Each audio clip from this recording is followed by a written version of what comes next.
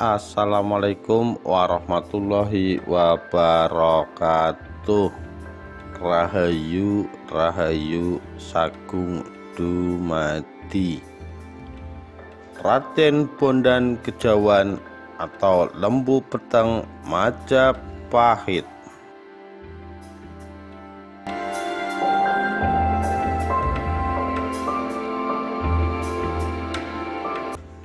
Dalam catatan sejarah, Raden Bondan Kejawan memiliki sebutan lain yaitu Raden Lembu Peteng dan Ki Ageng Darup II. Tokoh inilah yang ketika usia bocah diriwayatkan membuat gempar istana Majapahit karena berhasil menyelinap masuk gedung Paniagan lalu menabuh pusaka Gong Sekar Delima. Dari garis tokoh ini pula kelak muncul tiga tokoh penting zaman awal berdirinya Kesultanan Mataram dan Negeri Pati, yaitu Ki Panjawi, Ki Pamanahan, dan Ki Juru Martani. Bebet Tanah Jawi Batawi Sintrem meriwayatkan Raden Bondan Kejawan sebagai putra Sang Brawijaya Maharaja Majapahit dari seorang istri bernama Wandan Kuning. Walau bagaimanapun perlu dicek keakuratan data soal ketokohan Sang Brawijaya yang dianggap sebagai ayah biologis Raden Bondan Kejawan. Apakah Maharaja Majapahit yang dimaksud itu identik dengan Raja Kertawijaya yang memerintah sebagai Maharaja Majapahit tahun 1447 sampai 1451 Masehi, atau Raja Majapahit yang memerintah setelahnya?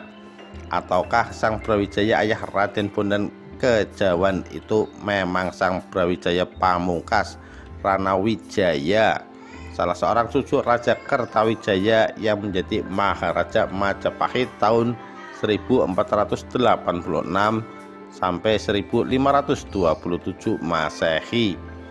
Jika memang ayah Raden Bondan Kejawan adalah Raja Brawijaya Pamungkas, maka Raden Bondan Kejawan dan Raden Fatah tidak memiliki ayah yang sama. Sementara Bebet Tanah Jawi meriwayatkan Raden Bondan Kejawan dan Raden Fatah memiliki ayah yang sama, yaitu Sang Brawijaya Maharaja Majapahit era akhir. Sementara pula berdasarkan penelitian terbaru, Raden Fatah keturunan atau putra Raja Kertawijaya dari istri Selir. Lepas dari soal belum pastinya siapa nama Raja Majapahit yang dianggap sebagai ayah Raden Bondan Kejawan, kiranya berita bahwa Raden Bondan Kejawan keturunan Raja Majapahit dapat sementara dipercaya. Itu berdasarkan fakta bahwa semua sumber sejarah bentuk naskah Bebet seperti Bebet Tanah Jawi dan turunnya seperti Bebet Demak meriwayatkan Raden Bondan Kejawan adalah putra Sang Brawijaya Maharaja Majapahit dari istri bernama Wandan Kuning. Berdasarkan Bebet Tanah Jawi Betawi Sintrem, Raden Bondan Kejawan adalah putra Sang Brawijaya dan putri Wandan Kuning. Naskah ini meriwayatkan Raden Bondan Kejawan setelah episode kedatangan Raden Fatah dan Raden Kusen ke Jawa berguru pada Sunan Ampel Denta, hingga Raden Fatah membuka alas Gelagah Wangi di daerah Demak atas perintah Sunan Ampel Denta. Dari data itu didapat ditafsir bahwa usia Raden Bondan Kejawan dengan Raden Fatah terpaut cukup jauh. Diriwayatkan pada suatu hari Sang Brawijaya mengadakan pertemuan di Situ Hinggil, dihadiri para menteri dan pejabat penting lainnya serta dihadiri pula oleh para pandita. Juru tenung atau juru nujum. Sang Brawijaya bertanya pada juru tenung atau juru nujum, apakah setelah dirinya tidak menjadi Maharaja Majapahit ada yang bakal menggantikan sebagai Maharaja Majapahit seperti dirinya. Juru tenung atau juru nujum yang memiliki kemampuan membaca masa depan menjawab bahwa setelah 3 generasi mulai dari saat itu akan muncul dari terah Mendang yang bakal bertahta menjadi Ratu Agung, dan suatu saat kelak negerinya akan pindah pada zaman Sang Nata ing Mataram. Seluruh ratu Jawa lainnya datang menghadap tunduk kepada Raja Mataram. Sudah barang tentu kisah ramalan itu hasil karangan penyusun babat Tanah Jawi yang ditulis zaman Mataram Islam atau sekitar 2 abad setelah Majapahit runtuh tahun 1527 Masehi. Penyusunan naskah itu menghitung bahwa pendiri atau yang menjadi cikal Kesultanan Mataram merupakan tokoh yang muncul setelah habis generasi ketiga, terhitung dari keturunan generasi pertama Sang Brawijaya. Seumpama demikian, maka jika dihitung mulai dari keturunan generasi pertama Sang Brawijaya, yaitu dalam hal ini mulai dari Raden Bondan Kajawan, maka generasi ketiga menunjuk pada Ki Ageng Sela. Ki Ageng Sela putra Ki Ageng Ketas Pandawa dan Ki Ageng Ketas Pandawa putra sulung Raden Bondan Kajawan. Ki Ageng Sela memiliki 7 anak, nomor 1 sampai nomor 6 perempuan, dan yang bungsu laki-laki yaitu Ki Ageng Ngenis. Ki Ageng Ngenis punya putra nama Ki Pamanahan. Kakak perempuan Ki Ageng Ngenis nomor 2 yaitu Nyi Ageng Saba punya 2 anak. Yang tertua menjadi istri Pamanahan, sedang yang muda bernama Ki Juru Martani. Yang dapat kita anggap sebagai cikal berdirinya Kesultanan Mataram sebenarnya Ki Pamanahan, karena tokoh ini yang pertama menempati tanah Mataram anugerah dari Raja Pajang Sultan Hadiwijaya Jakatingkir, sampai kelak dilanjutkan Sutawijaya Ngapei Loring Pasar hingga menjadi Kesultanan Mataram.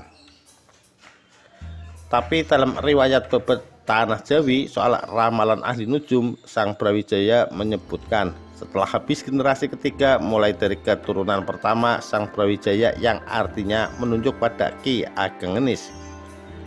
Ki Ageng Ngenis memang pernah diangkat sebagai panembahan sepuh di Pajang dan mendapat anugerah dari Raja Pajang menempati tanah di Laweyan sampai wafat. Tapi itu bukan cikal berdirinya Mataram. Dengan demikian, soal ramalan ahli nujum Sang Brawijaya dapatlah kita abaikan saja karena ternyata hasilnya tidak jitu. Setelah mendapat ramalan itu, Sang Brawijaya segera meninggalkan sidang pertemuan. Selanjutnya, Sang Brawijaya lebih banyak menghabiskan waktu berdua dengan permaisurinya, Putri Ing Darawati, sampai kemudian terdengar berita Sang Brawijaya terkena penyakit kelamin Raja Singa sehingga tak pernah mengadakan pertemuan dengan para bawahan. Banyak tabib ahli pengobatan datang berusaha mengobati penyakit Sang Brawijaya, tetapi tak ada yang berhasil menyembuhkannya.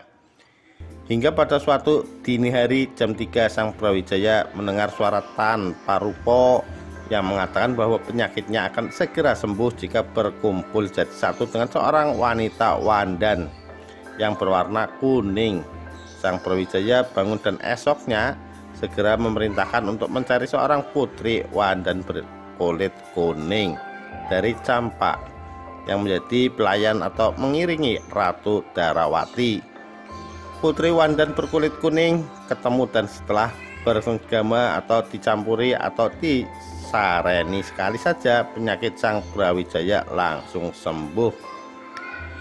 Sang wandan kuning hamil dan melahirkan seorang bayi laki-laki yang sangat bagus rupanya, bercahaya segemilang bulan purnama. Mendengar kabar bahwa wandan kuning melahirkan bayi laki-laki yang luar biasa itu, Sang Brawijaya segera mengambil jabang bayi itu lalu memerintahkan prajurit Majapahit memanggil juru sawah istana bernama Ki Buyut Masahar yang segera datang menghadap. Sang Brawijaya memerintahkan kepada Ki Buyut Masahar untuk membawa pulang sang bayi dan berpesan jika sudah usia genap sewindu supaya bayi wandan kuning itu dibunuh. Jika tidak mau membunuhnya, Ki Buyut Masahar akan tertimpa celaka oleh supata atau kutukan Sang Brawijaya Maharaja Majapahit. Maka segera saja Ki Buyut Masahar membawa pulang sang bayi itu, dirawatnya di rumah, dan inilah bayi yang kemudian bernama Raden Bondan Kajawan, seorang lembu peteng, putra raja yang tersingkir dan siap disingkirkan. Demikian kisah Raden Bondan Kajawan Lembu Peteng Majapahit. Sekian, wassalamualaikum warahmatullahi wabarakatuh. Rahayu Rahayu Sagung Dumadi.